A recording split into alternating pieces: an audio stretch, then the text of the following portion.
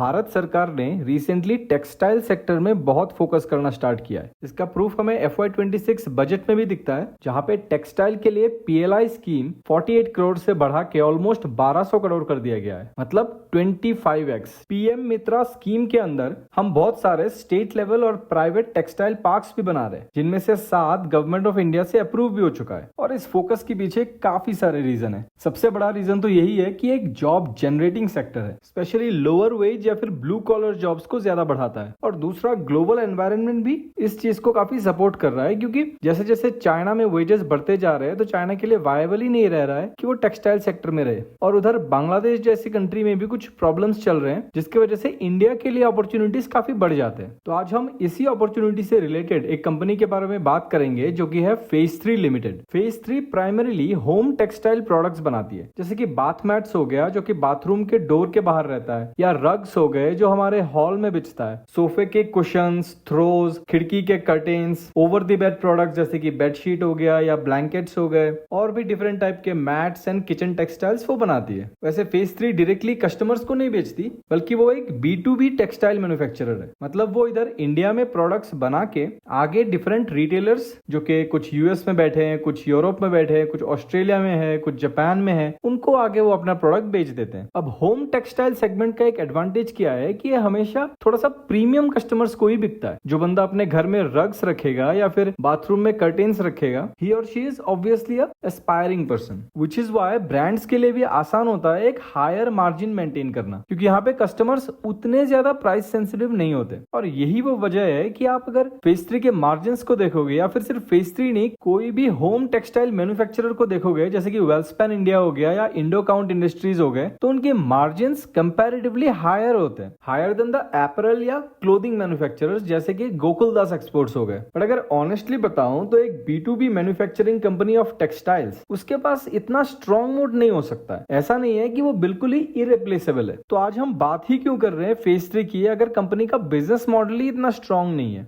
Well, that's because sector में Tailwind बहुत ज्यादा आ रखे हैं। कभी भी अगर सेक्टर या इंडस्ट्री में टेलविंड बहुत ज्यादा होते हैं, यानी कि सेक्टर अगर बहुत ज्यादा फेवरेबल होता है, तो कुछ कुछ कंपनीज जो यूनिकली पोजीशन्ड है, उनको बहुत बेनिफिट मिलता है। और यही वो वजह है जिसकी वजह से आज हम फेज 3 के बारे में बात कर रहे हैं। तो पहले जान लेते हैं कि क्या क्या टेलविंड्स आ रखे हैं। First one is change in world economy. दुनिया का सबसे बड़ा कंज्यूमर मार्केट है यूनाइटेड स्टेट्स, और अभी US और चाइना के बीच में बहुत ज्यादा टसल चल रहा है। अगर मैं होम टेक्सटाइल की बात करूं, उसमें US का import from China is 10x higher than India. और अगर मैं स्पेसिफिकली सिर्फ होम टेक्सटाइल फ्रॉम MMF की बात करूं, तो वो तो 20x हायर है। That means even a 10% shift from China to India will double India's export to the US। Number 2 is problems in Bangladesh. Although Bangladesh home textile segment में कोई बहुत बड़ा कंट्रीब्यूटर नहीं है, लेकिन बांग्लादेश के रीसेंट इंस्टेबिलिटी की वजह से जो increasing number of customer shift दिखे हैं from Bangladesh to India in the textile segment, उस माइंडसेट के वजह से भी होम टेक्सटाइल सेगमेंट बेनिफिट करेगा। Number 3 is bilateral trade agreements. जैसा कि आप जानते ही हो, रिसेंटली इंडिया ने यूके के साथ फ्री ट्रेड एग्रीमेंट साइन कर लिया है, और मोस्ट प्रोबेबली यूरोप और US के साथ भी हम अपने FTAs साइन कर लेंगे। अब क्योंकि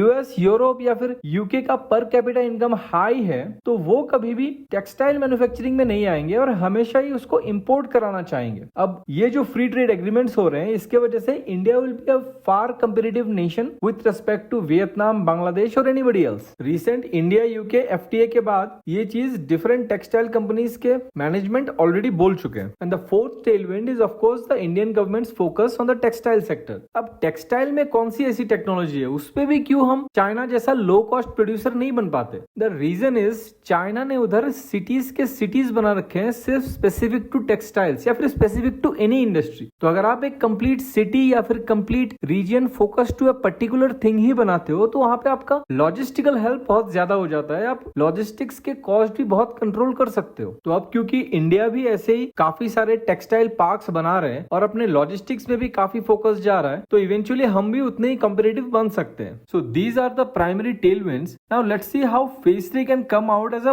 winner from these opportunities. So Phase 3 already has a connection with 50 plus large retailers across the globe, from US to Europe, from Japan to Australia, and even in India with Zara Homes and Westside. Phase 3 in customers के साथ बहुत closely engage करती है अपना design approval process और development में भी। तो जब FTA वगैरह के बाद demand boost आएगा, या फिर FTA नहीं भी हुआ तब भी, क्योंकि rate cuts वगैरह भी आने वाले हैं अभी US में, तो वहां से जब demand revival होगा तो Phase 3 एक prominent player होगा उस demand को absorb करने के लिए, और वो डिमांड वो आसानी से फुलफिल भी कर सकता है क्योंकि लास्ट 2-3 सालों में फेज 3 ने काफी कैपेसिटी एक्सपेंशन किया है। इनफैक्ट अभी उनका एवरेज कैपेसिटी यूटिलाइजेशन कुछ 40-45% के आसपास ही है। तो ना कि बस वो फुलफिल कर सकते हैं बल्कि इकोनॉमी ऑफ स्केल भी दिखेगा, जिसकी वजह से मार्जिन एक्सपेंशन की भी पॉसिबिलिटीज है।